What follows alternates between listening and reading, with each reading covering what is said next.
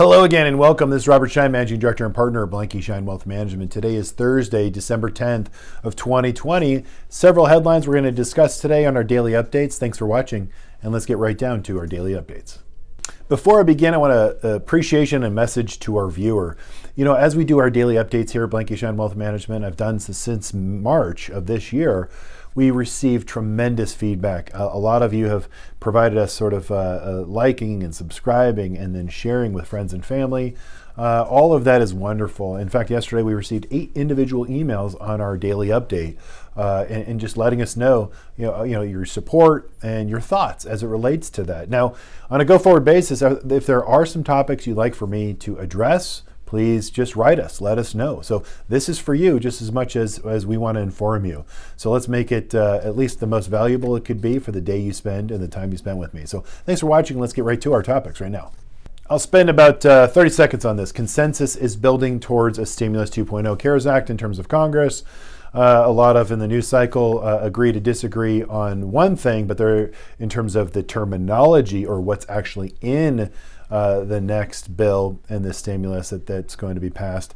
But what are they building consensus on? The dollar amount. They're just under the $1 trillion mark. Both House Republicans and Senate Republicans and House Democrats and Senate Democrats can all agree on the number. They just can't agree on what's in it.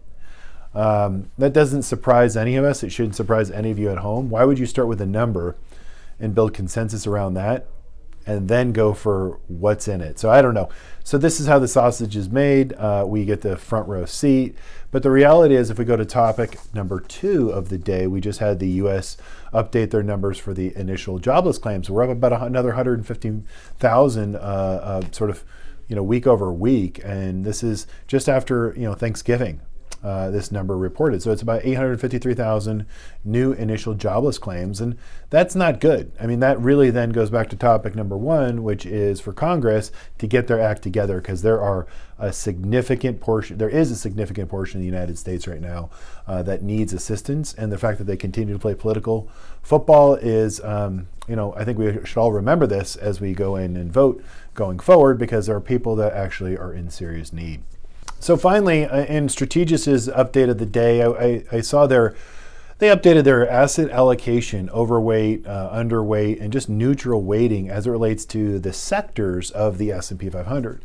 So I decided to share that with us today and just go through the overweight, the neutral, and then the underweight right now as it relates to each individual sector. And now there's details within our daily notes. If you want to get the details, we're happy to share them. Just they're in our notes there down below of this little message here, and we can go get them. But to back up sort of the thought process and the rationale as it relates. But overall, just 3 different categories: industrials, technology, materials, and healthcare are in the overweight category. Obviously, healthcare has been overweight, especially for us here at Blanke Schein Wealth Management and our clients for quite some time, and we continue to believe in that.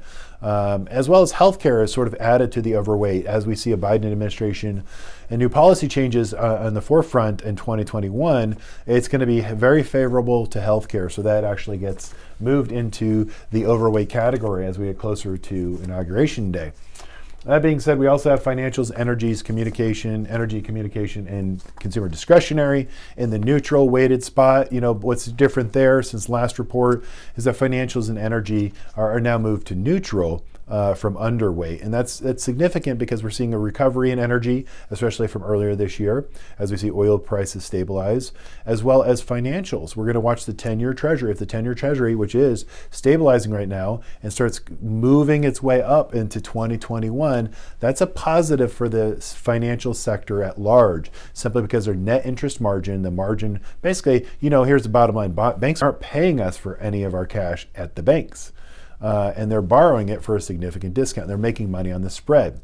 That being said, as that net interest margin changes by way of interest rates going higher, banks start printing billions of dollars again.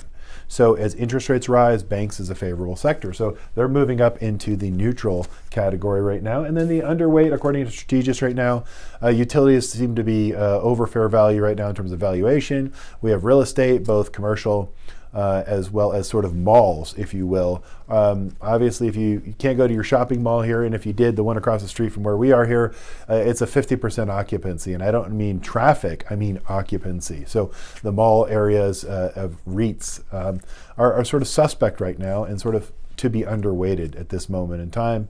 And then finally, just staples. It's just not a place to overweight or even neutral. You can underweight sort of staples because you probably could find when we underweight in a portfolio, we allocate that to other categories and overweight, we can find growth here much faster than, let's say, in a staple or a stock or a company that's in that staple sector. So that's the rundown of Strategis' asset allocation as we see it right now, the overweight, neutral, and underweight. And at Blanke Schein Wealth Management, we derive a lot of our portfolio management based upon our research. So I wanted to share that with you. So that's it. That's my update for today. Thanks for watching, and we'll see you guys again next time. Take care.